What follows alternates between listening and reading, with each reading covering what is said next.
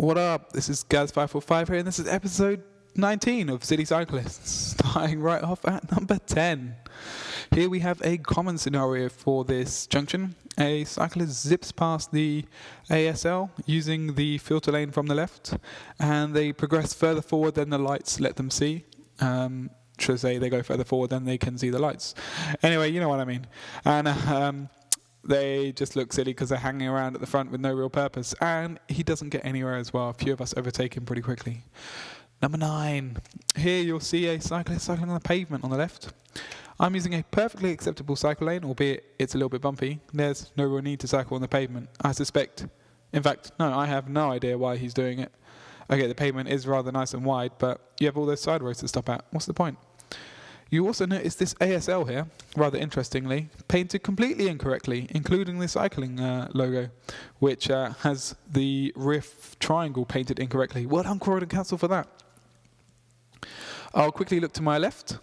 There we go. And you'll see that the pavement cyclist now has a buddy. They both quickly join the road.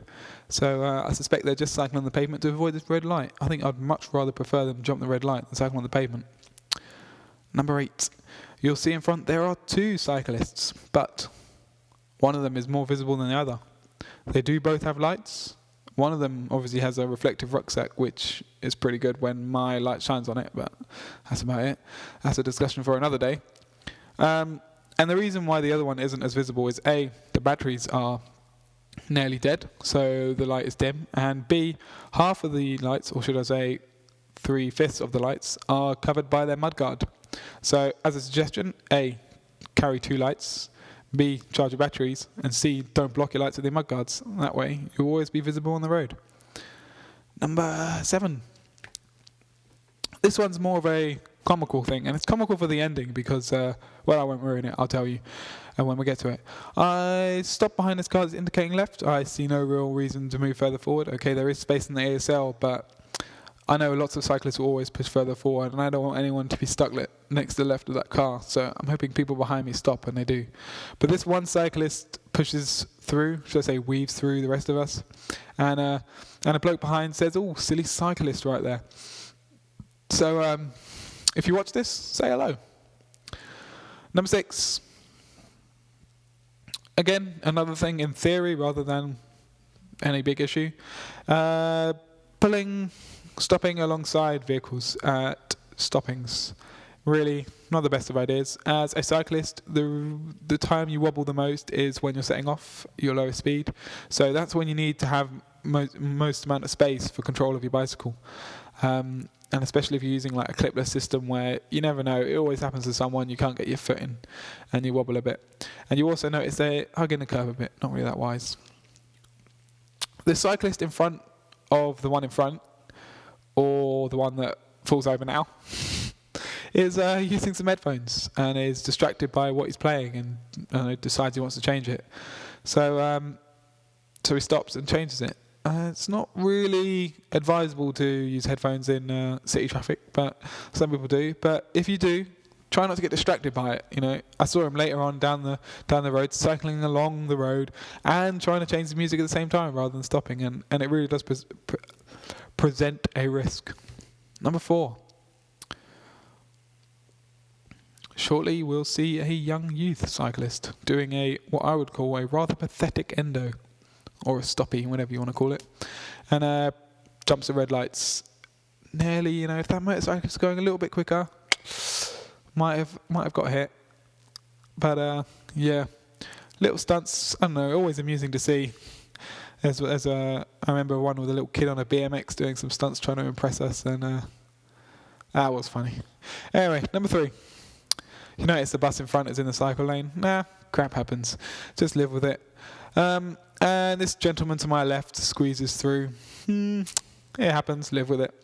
But that cyclist in front of him has a look at the gap, decides not to go up it, which is wise, but you'll see shortly that the other guy squeezes past him and squeezes up the gap. Really not an advisable thing to do. Just let the bus go. And eventually, I actually overtook that other cyclist as well, so he didn't really get anywhere. Number 2, as it states in the highway code, let the bus go. There you go, bus. Go, go, go. Anyway, part of this cycle superhighway here presents a problem when the bus comes to a pinch point, as it's forced to go into the cycle lane as its width doesn't allow it to take the full use of the road.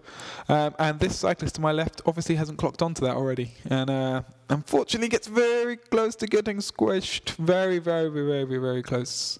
Very, very silly. Do not undertake. Moving traffic, should I add. Number 1. You notice here, this cyclist come past me on his Erebus. Interesting one. Yeah, really not safe. Despite the look of the sky, it's actually pretty overcast, and definitely a day to use your lights. And I have to say, I was certainly not impressed with him using his Erebus around other commuters. He presents a real risk in case one of us needs to slow down quickly, and he comes into the back of us because he can't even pull on his brakes. You also notice no helmet. Okay, that's not against the law, and there's no problems with that. But I think if you're going to be riding like this, then it's probably advisable to wear one, and wearing headphones. So again, he's got that distraction. It's not advisable to do it. And doing all of those 3 things when it's tipping down with rain. I mean, God, you've got to be suicidal to do that. Later on, he also pushes past a few other cyclists and jumps a red light because he couldn't bother to wait, whilst pedestrians are crossing, might I add, as well. So, really, this is the kind of cyclist that I really don't want to be affiliated with. They're putting the rest of us, giving the rest of us a bad name and behaving on the road as they probably shouldn't be. Take care on the road, take care of others, take care of yourself. And I probably wouldn't say he was doing this, no matter how good he thinks he is as a rider. Now is not the time to be cycling in that style.